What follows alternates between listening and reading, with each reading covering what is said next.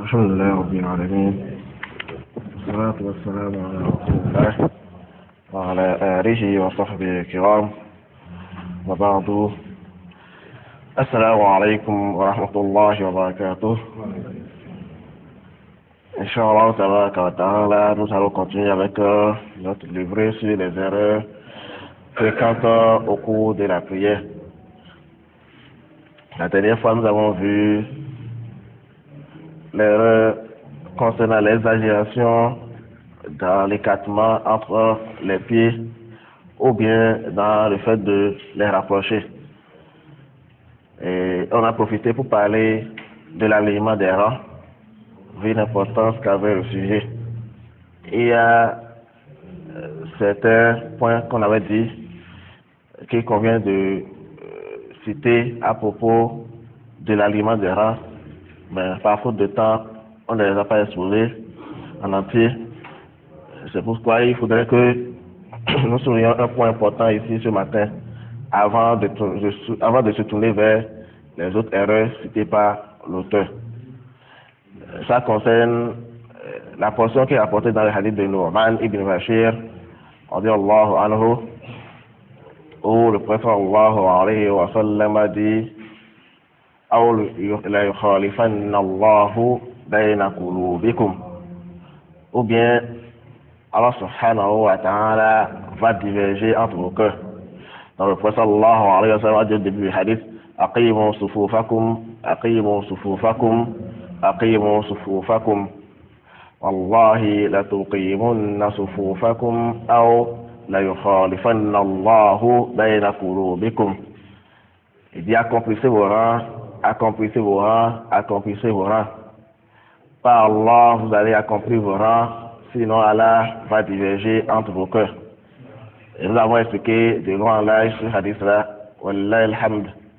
Mais la dernière portion qui nous intéresse aujourd'hui, c'est la partie où le prophète sallallahu alayhi wa sallam dit: ou vous allez accomplir vos rangs, ou bien Allah va diverger entre vos cœurs. Là, on dit que les actes apparents ont une relation directe avec le cœur du fils d'Adam.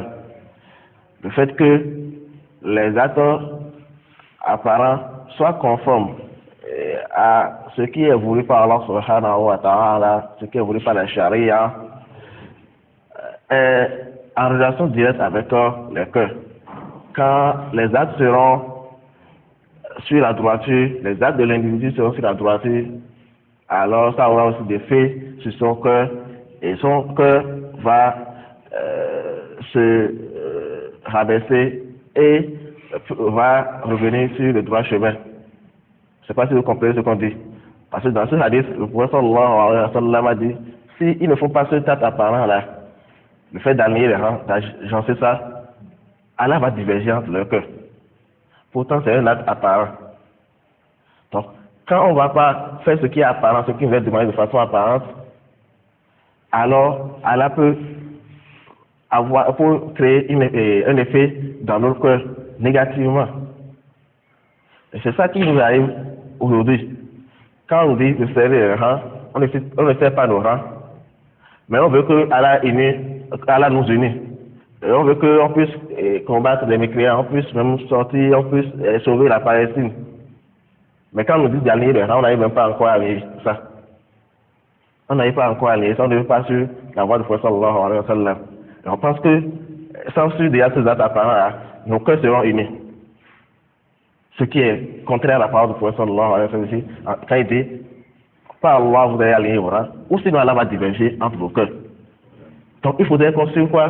Qu'on suive la voie du prophète sallallahu alayhi wa sallam. Quand on va suivre la voie du prophète sallallahu alayhi wa sallam, on va s'y conformer comme cela se doit. Alors Allah va faire quoi? Il va unir entre nos cœurs. Donc, l'unité de la Ummah, l'union de la Ummah réside dans quoi? Dans le suivi de la voie du prophète sallallahu alayhi wa sallam, et non dans sa contradiction. On voit beaucoup de gens aujourd'hui qui disent qu'on veut l'union de la Ummah, on veut que la Ummah soit unie. Mais on l'a dit, retournez d'abord sur ce quoi était le prophète sallallahu alayhi wa sallam. Quand vous allez vous y retourner, alors la Ummah sera quoi? Sera unie aussi au niveau de leur cœur. Il n'y aura pas de haine entre vous. Je ne sais pas si on se comprend. Si on revient à ce sur quoi était le prophète sallallahu alayhi wa sallam, alors il n'y aura plus de haine entre nos cœurs. C'est ça qui va enlever la haine entre nos cœurs. Sinon, on aura toujours la haine entre nous. Car nous guide sur son droit chemin.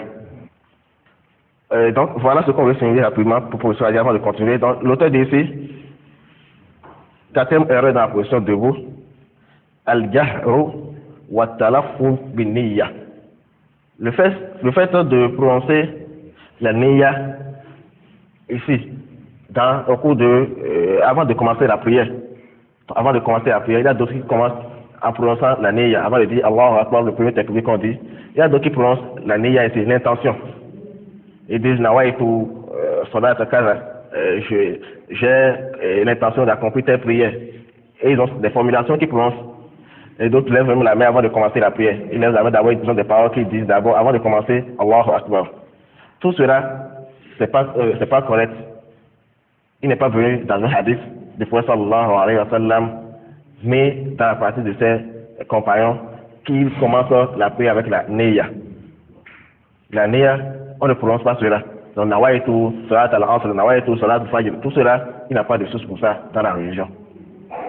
C'est pourquoi l'auteur dit ici, ce qui est correct dans cela, c'est ce qu'a dit Abu Abdullah Muhammad ibn Qasim al-Maliki. Abu Abdullah Muhammad ibn Qasim al-Maliki, comme ça il dit, c'est un imam Maliki, c'est un imam de Mazhab Maliki. Il dit an-niyyatu min a'mali al-qulubi fal-jahru biha bid'ah ma'a ma fi dhalika min at-tashwishi 'ala an-nas. Il dit la niyya, l'intention ici, ça fait partie des actes du cœur.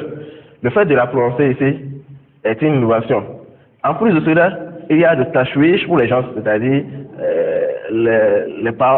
tashwish, c'est le fait de déranger les gens par le bruit que ça fait quand on commence la prière. Donc ça dérange aussi les gens. La niyya ici, c'est un acte du cœur. Quand l'intention, c'est pas un acte de la langue. Comme le mot même l'indique, tout celui qui comprend français déjà sait ce qu'on dit. L'intention ici, c'est pour le cœur, c'est dans le cœur que ça se formule, et non au niveau de la langue. Il y a des actes de la langue, comme par exemple le dhikr, le Coran, et tout ce qu'on fait par la langue comme dhikr, ou bien comme acte de la langue, je veux dire. Et il y a les actes des membres, que les membres accomplissent, comme le fait de lever les mains avant de faire le takbir, c'est bon. Le fait de lever les mains là, c'est un acte. Le fait de faire le sujoud, c'est un acte. Le fait de faire le ruku, c'est un acte. Tout cela, c'est les actes des membres. Troisième catégorie ici, c'est quoi? C'est les actes du cœur. Les actes du cœur, ça reste dans le cœur, ça ne se prononce pas. Comme le fait d'avoir espoir en Allah subhanahu wa ta'ala, le fait d'avoir la crainte d'Allah subhanahu wa ta'ala, le fait d'avoir l'intention ici pour accomplir un acte, ça, tout ça c'est dans le cœur.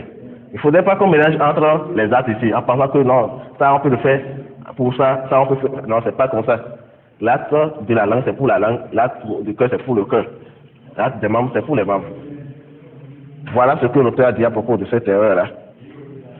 Nous allons nous arrêter là aujourd'hui, en demandant à Allah subhanahu wa ta'ala qui nous guide sur son droit chemin, qui nous donne une science profitable,